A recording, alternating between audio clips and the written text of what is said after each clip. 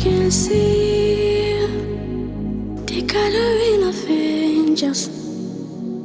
I can see a new church arising. Whatever we call the knowledge of God is actually a product of the mercy of God in revelation. He chooses to reveal himself because without his mercy given to us and without the revelations that come on account of his mercy, you and I will not know the next thing to do in God.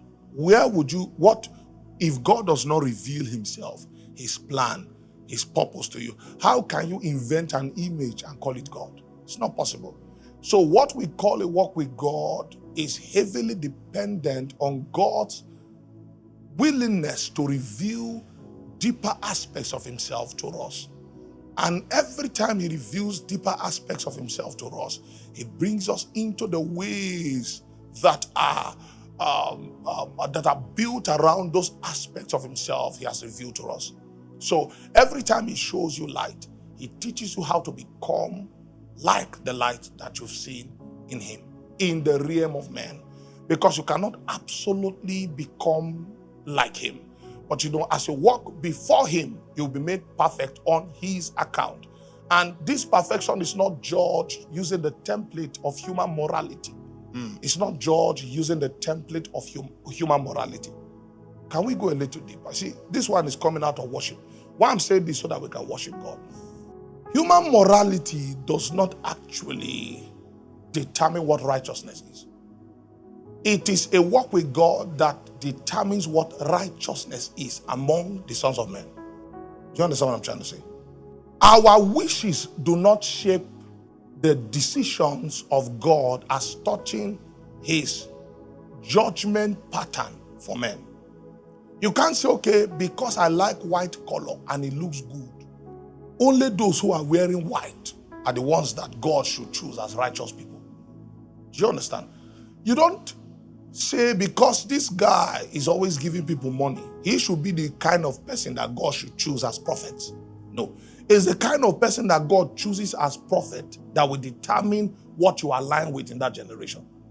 It's what God brings to us as his ways that we must adjust into. Not what we bring to him as the right way, because there is a way that can seem right unto us, but the Bible said the end of it is what? Destruction. So there are many right ways on earth that are not God's ways. There are many right ways on earth that are not God's way.